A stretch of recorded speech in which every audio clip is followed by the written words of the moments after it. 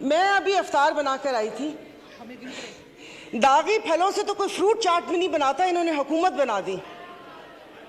क्या आप थोड़ा शुक्रिया स्पीकर साहब। स्पीकर साहब उस वक्त टाइम मांगा था जब पीएम साहब बैठे थे और वो तकरीर कर रहे थे और कुछ आइन और कानून की बातें कर रहे थे। प्लीज शुरू कीजिए। जी मैं शुरू कर रही हूँ। तो मैं तब से लेकर अब तक तो वो कह रहे ना हैरतों के दरिया में गोता जानूं कि समझ नहीं आ रही मुझे कि फिर क्रेडिट तो बनता है ना कि खान साहब ने इनकी भी आंखें खोल दी। तो फर्क क्या रह गया कि कुछ अरसा पहले इदारों पर उंगलियां उठ रही थीं, उन पे सवालात उठ रहे थे, आज ये अदलिया पर उंगलियां उठा रहे हैं। तो वन मैन शो तो 75 सालों से इस मुल्क में, और अगर थोड़ा लाइटर मोड में बात करूं तो इतने सारे लोग वन मैन शो परफ्यूम भी लगाते होंगे। क्या पार्टी में वन मैन शो नहीं होता?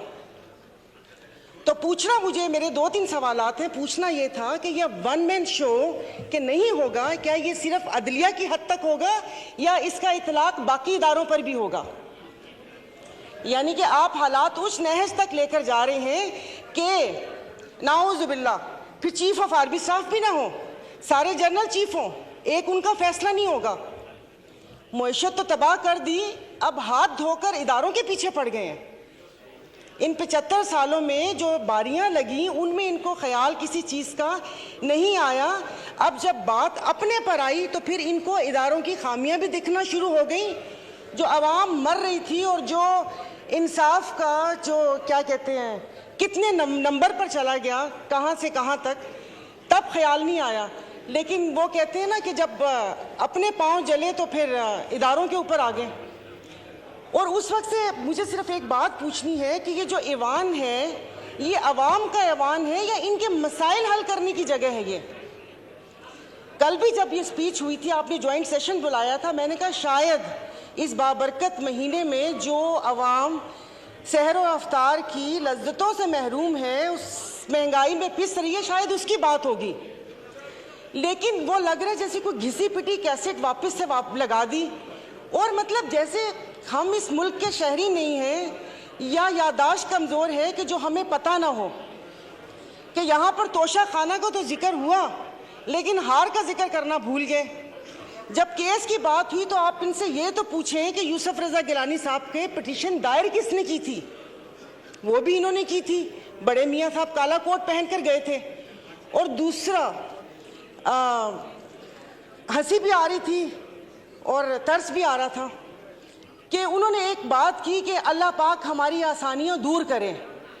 पीछे बैठे हुए पटवारी नहीं समझिएगा, पंखे फैन, उन्होंने कहा आमीन। सुना ही नहीं कि अल्लाह पाक आसानियां दूर करे। और दूसरा आपने साले मोहम्मद को बोला तशरीफ़ रखें, पीएम साहब बैठ गए, तो कितने मासूम हैं।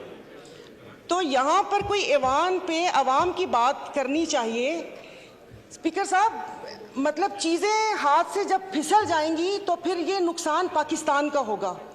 यहाँ पर मेरे ये इस तरफ बैठे वालों को ये खौफ था, जिसका वक्तन फ़वक्तन इजहार भी किया गया कि वो आ गए तो इनको नहीं छोड़ेंगे। उधर ये खौफ था कि अगर मैं अदालत चला गया तो ये मुझे, जेल चला गया तो ये मुझे मार देंगे। तो इस खौफ में तो गलत फैसले होते हैं। बहुत साल पहले कहा था हम इधर तुम उधर, और आज कह रहे हैं या हम या तुम। ये तो इनके बका की जंग है। और अगर अफवाज ये एस्टेब्लिशमेंट के लिए कहा था कि 2018 में रिगिंग करके उनको लाया गया, स्पीकर साहब आपकी तवज्जो जी, तो बकौल इनके कि वो मुसल्लत किया, तो फिर हम अपना लहू किन के हाथों पे तलाश करें? किन के हाथों में अपना लहू तलाश करें? मतलब जो लाने वाले थे इन्होंने छोड़ दिया उनको, यानी कि वो नेक्स्ट टाइम भी वो कोई ऐसी गलती करें और इस मुल्क के ऊपर ऐसी चीज़ें मुसल्लत हों तो इन्होंने छोड़ दिया। तो मेरे ख्याल में कि जो अगली बारी है वो दूसरे इदारे की है। और बाकी अगर यहाँ से वहाँ गए तो वहाँ पर भी उनकी ही मदद शामिल थी, मैं बोल रही हूँ। और अफसोस इस बात का है कि मैं अभी अफ्तार बनाकर आई थी। दागी फलों से तो कोई फ्रूट चाट भी नहीं बनाता, इन्होंने हुकूमत बना दी। तो इनकी किसी बात के ऊपर कोई बिल, कोई चीज़ हमारी मुखालफत है, मैं इस चीज़ को नहीं करूंगी, भले वो किसी की इज्जत और तकरीम का बिल आए या ये बिल आए। और दूसरी बात स्पीकर साहब, यहाँ पर असेंबली ही पूरी नहीं है, आपकी 228 की स्ट्रेंथ ही नहीं है, तो कानून साजी कैसे होगी? इस कटी फटी लुटी फुटी असेंबली से आप ये कानून साजी करेंगे? तो बाकी बस ये कि एक्सपंज बहुत सारी चीज़ें करने वाली थी जो नहीं हुई, ये पूरे के पूरी असेंबली को एक्सपंज कर देना चाहिए जो यहाँ पर बैठे हुए हैं। तो मैं इसकी मुखालफत करती हूँ, मेरी प्लीज़ पूरी बात सुन लीजिएगा। मैं बहुत देर से बैठी हुई थी, ये सब लोग अपनी नींद वींद पूरी करके इफ्तार करके आए हैं, हम लोग यहाँ पर बैठे हुए थे अपनी बारी का इंतज़ार करने के। खुदारा कि उस पर ना वो करें। अब एक शेर बनता है डस्के पे, सुना दूंगी, तो वो देखिए, तो ये ना करें कि चीज़ें हमारे हाथ से फिसल जाएं, अदलिया हो या अफवाज पाकिस्तान हो, हमारे लिए मोहतरम है। जब यहाँ पर सवाल उठना शुरू हो जाएंगे, वो पंजाबी का शेर है ना कि जितना ते हारना दो अलग शैवा, ए दुखिया नाल साढ़े यक्के ते ना मारो, इन दुखियों से आप इक्के मार रहे हैं। तो ये जिस तरीके से यहाँ पर बैठे हैं ना, वो डस्के का बहुत लंबा शेर है, डस्के वाले नाराज हो जाएंगे कि जिनकी फितरत में हो डसना वो डस के रहते हैं, तो डस्के वाले नाराज हो गए थे। तो प्लीज़ उसे क्या कहते हैं, ये मैं अपनी मुस्लिम लीग फंक्शनल GDA की तरफ से मैं इसको जो कानून साजी आप कर रहे हैं, ज़ोर ज़बरदस्ती की धप्पा घोटाला 13 जमातों के साथ, उसको मैं अपोज करती हूँ। और खुदारा मुल्क को उस नहज पर ना लेकर जाएं जहाँ पर से वापसी नामुमकिन हो। सोशल मीडिया पे आपने इसराइल का हाल देख लिया होगा कि यहाँ पर खून और कश्त का बाजार गर्म ना करें, तो अच्छी बात है कि यहाँ मुट्ठी भर जमातों के लिए आप पूरे मुल्क का बेड़ा गर्क ना करें। और किसी अवाम का भी कुछ ख्याल करके उसकी बात को कर लें। इसाक साहब बैठे हुए, जिन्होंने शरबत भी लोगों की पहुंच से दूर कर दिया, उन्होंने को पूछा भी नहीं होगा कि अवाम का क्या हाल है, क्या हाल नहीं है। Thank you. बात हामिद हमीद जनाब। और 10 साल बाद, 38 साल बाद मैंने उनको बरी करा है, तो मुझे माजद जायजा साहबा पूछ रहे आप वकीलों कहाँ गए? मैंने कहा जनाब ये सब्जी मंडी रोड कराची में जा रहा था, पुलिस वाले ने पकड़ को जेल में डाला।